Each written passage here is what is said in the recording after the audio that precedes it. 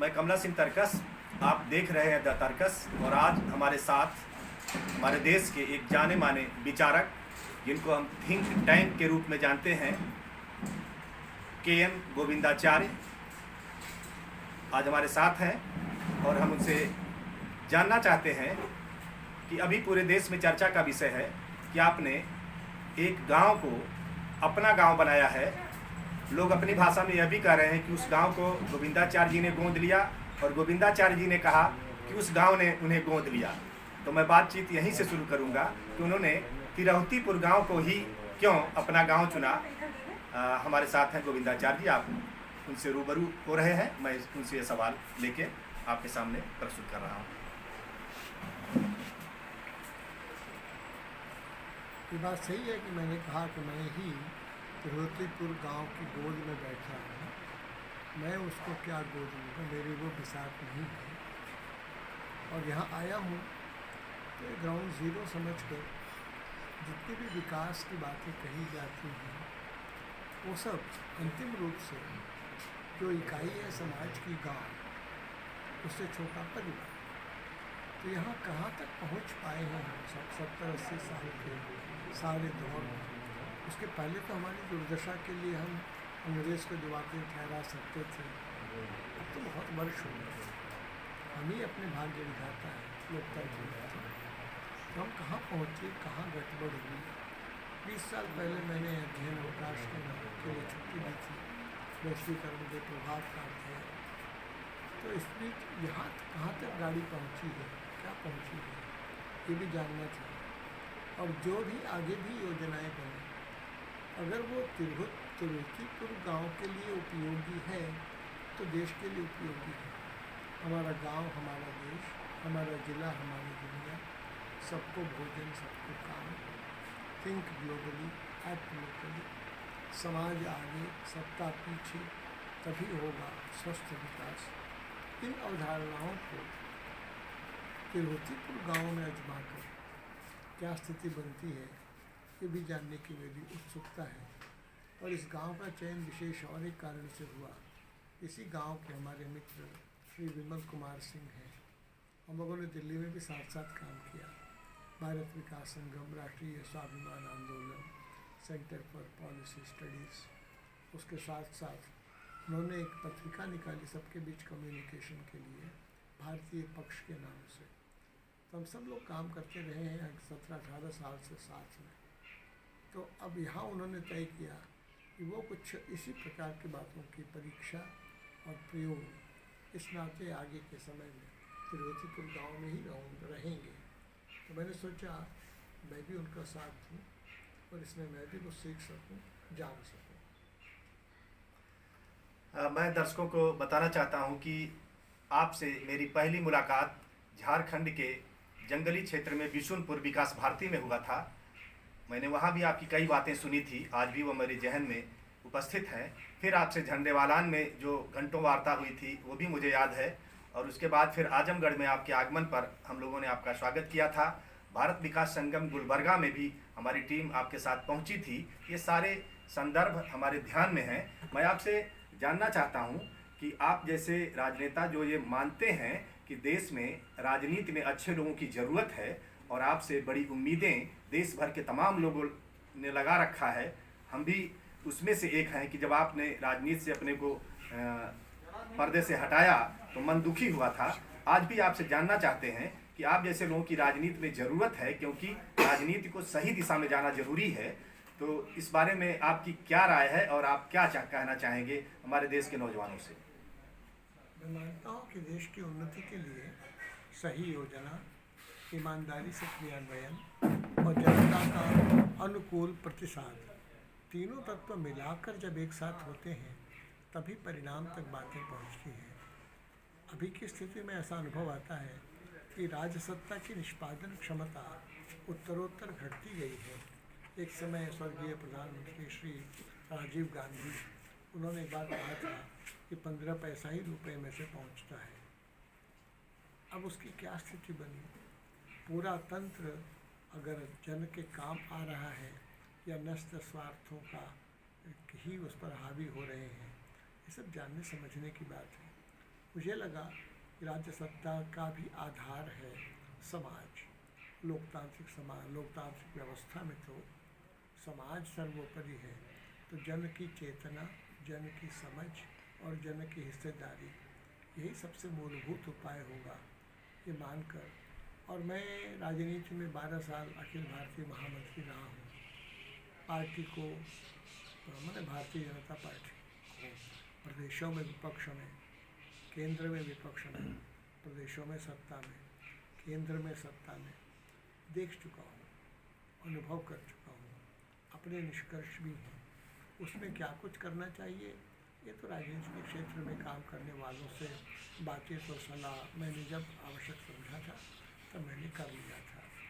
अब मैं समझता हूँ कि ऐसी विषम स्थिति में जब सभी दल मानो सत्ता के खेल के हिस्से केवल बन गए हैं, राजनीति अपना व्यापक अर्थ खो रही है, लोकतांत्रिक निकाय अपना वजूद समझौता कर रहे हैं, ऐसी स्थिति में कुछ और नई दिशा और प्रयोगों की ज़रूरत है, ऐसा मुझे लगता है।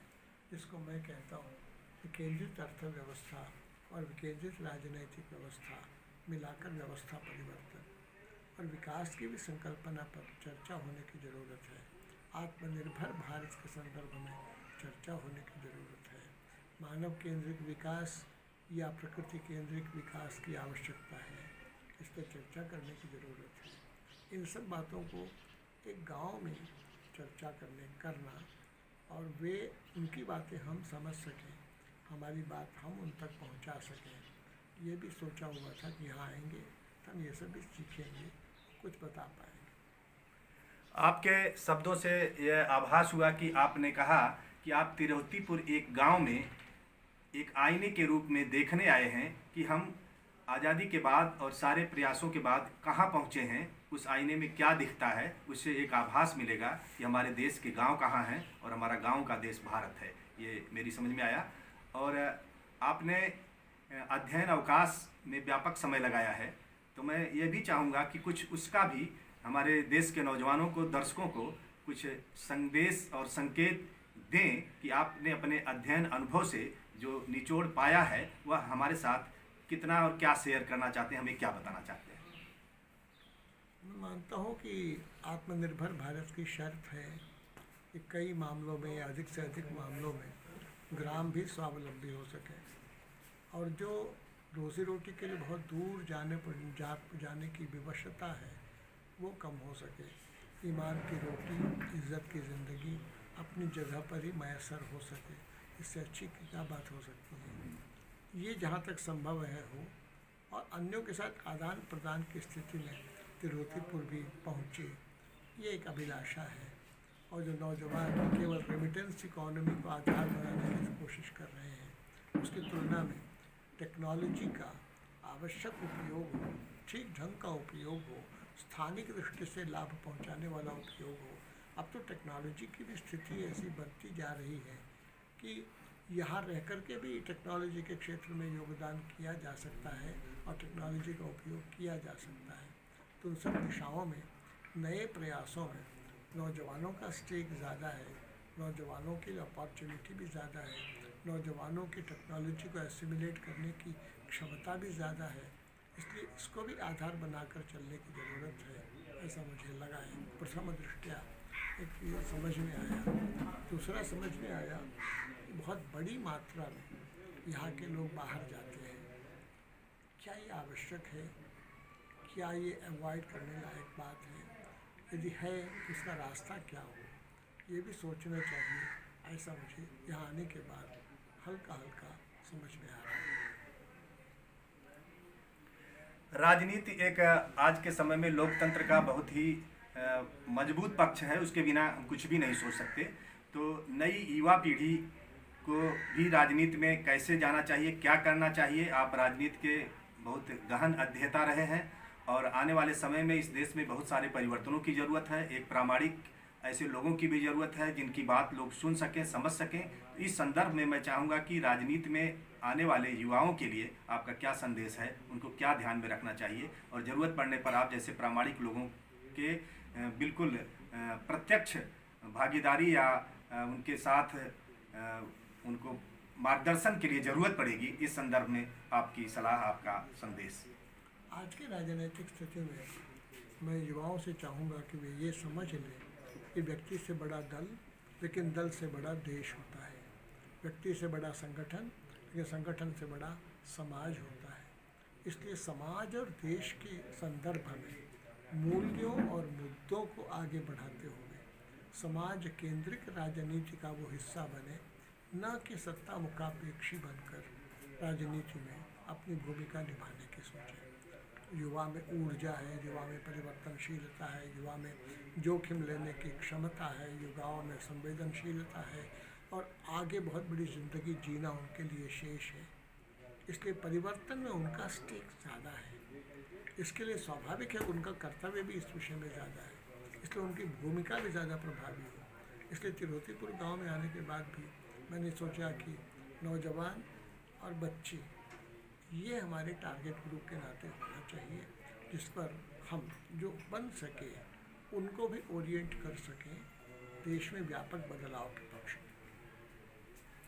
सर, एक और सवाल आपसे करना चाहेंगे कि हमारे समाज में तमाम लोगों का यह मानना है कि एक बड़ी समस्या के रूप में जाति और भेदभाव है। इसके निस्तारण के लिए आप हमें क्या सूत्र देना चाहेंगे? मैं मानता हूँ 3-4 बातें युवा के लिए भी आवश्यक है, समाज के लिए भी आवश्यक है। जाति, क्षेत्र, भाषा, संप्रदाय का भेदभाव न पालते हुए रोटी, रिहाइश और रिश्ते के बारे में सोचें, ये पहली ज़रूरत है। दूसरी ज़रूरत है चाहत से देसी और इलाके में बनी हुई, ज़रूरत से स्वदेशी देश में बनी हुई, मजबूरी में विदेशी चीज़ों का इस्तेमाल करें और मजबूरी कम करने की कोशिश करें।